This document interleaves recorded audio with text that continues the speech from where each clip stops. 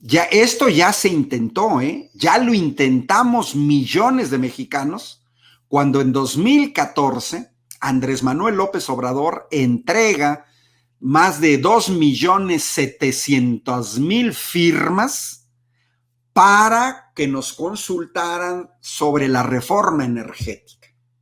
Es evidente que el PRIAN, con sus aliados, el PRD, se opusieron a que los mexicanos fuéramos consultados sobre la reforma energética.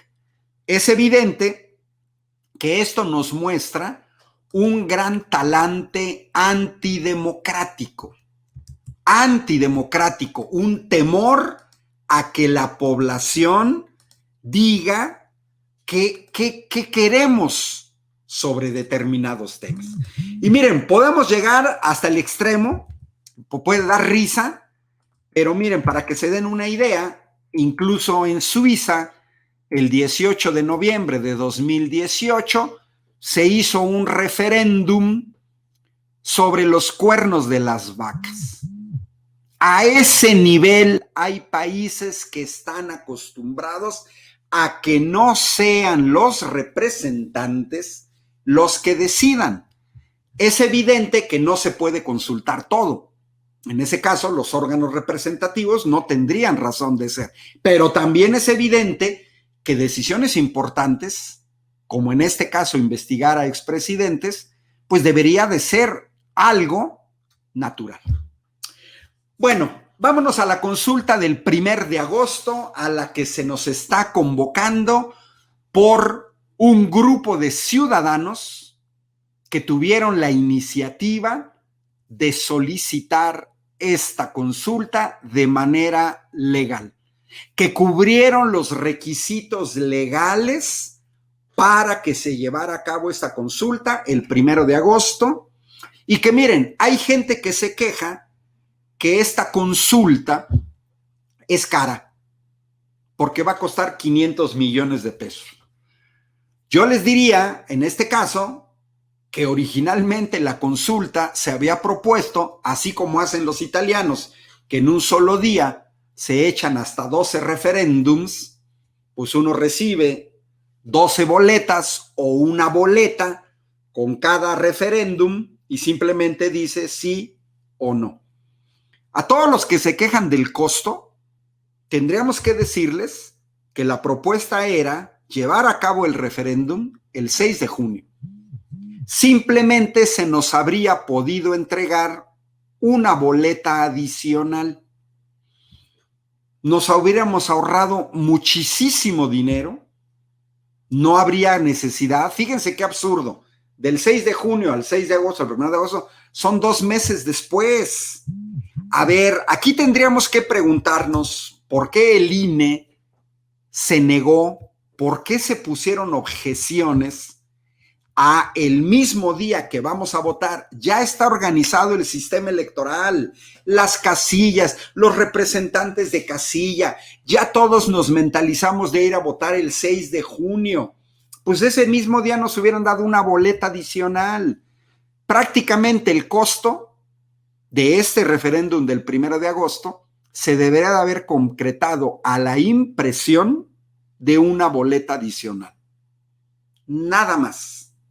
Así es que no son responsables del costo de esta consulta, que además se quejan de 500 millones, pero no se quejan de los 750,000 millones de pesos anuales que estamos pagando por intereses de la deuda que heredaron el PRI y el PAN, o no se quejan de los 43,000 millones de pesos que estamos pagando por la deuda del FOBAPROA. 43,000 millones, y se quejan de 500. No, es hasta ridículo quejarse de 500. Bueno, no me da tiempo siempre de leer todos los comentarios, pero agradecemos a la gente que nos está siguiendo en México, fuera de México, en los Estados Unidos principalmente, pero también algunas personas desde Europa. Esos comentarios que ustedes hacen son muy útiles porque nos permiten ver qué temas vamos a tocar, la modalidad que vamos a tocar, los mismos argumentos que ustedes van escuchando.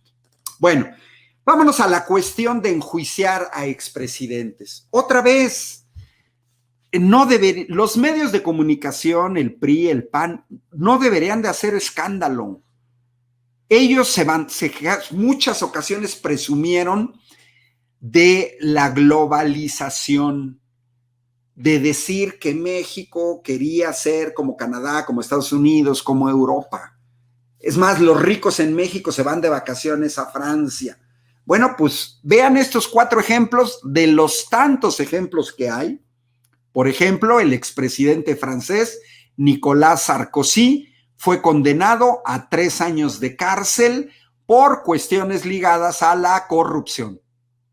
O vean esta nota de 2020, donde la oficina del ex primer ministro de Japón, hay países que no tienen, quien ejerce el poder ejecutivo no es un presidente, como es en el caso de Italia, que sí tienen presidente, pero está más de decoración o toca temas que no son ejecutivos porque lo ejecutivo lo toma el primer ministro. O como el Reino Unido, que todavía tienen una reina, pero quien se encarga del poder ejecutivo es el ex primer ministro. Entonces, en muchos países son los primeros ministros, o como en España, el jefe de gobierno, el que es el representante del poder ejecutivo y no un rey o una reina o un presidente. Por lo tanto, juzgar a un ex primer ministro en países donde esa figura equivale a un presidente de la República, pues es juzgar a un expresidente. Se da en Japón, en Perú, en América Latina, 8 expresidentes de Perú señalados por corrupción. ¿Se les investiga? No se les investiga. A algunos se les investiga, algunos son juzgados, otros no son juzgados, pero existe la tradición de revisar el pasado hacia expresidentes, ex primeros ministros. Hoy en día el expresidente norteamericano Donald Trump pues está siendo investigado por un gran jurado designado por la Cámara de Diputados. Nada del otro mundo, ¿sí?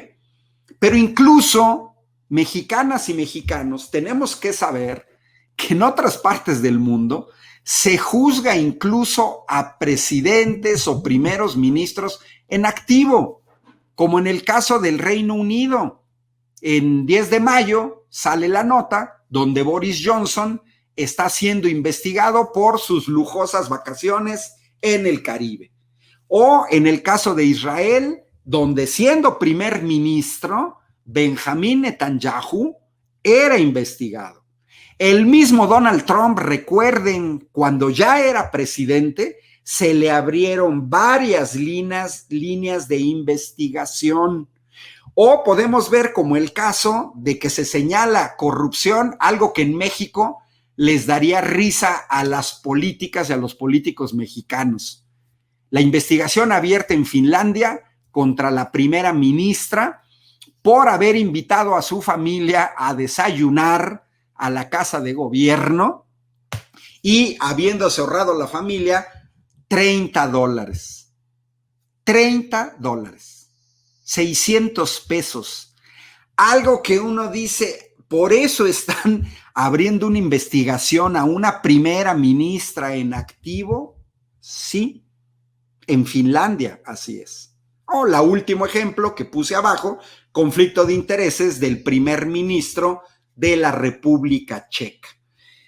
Bueno, pues consideramos muchos en México que es sano que se juzgue a expresidentes y a presidentes si violan las leyes, si se corrompen, por ejemplo, como los casos de Odebrecht, que también ha golpeado al caso de América Latina.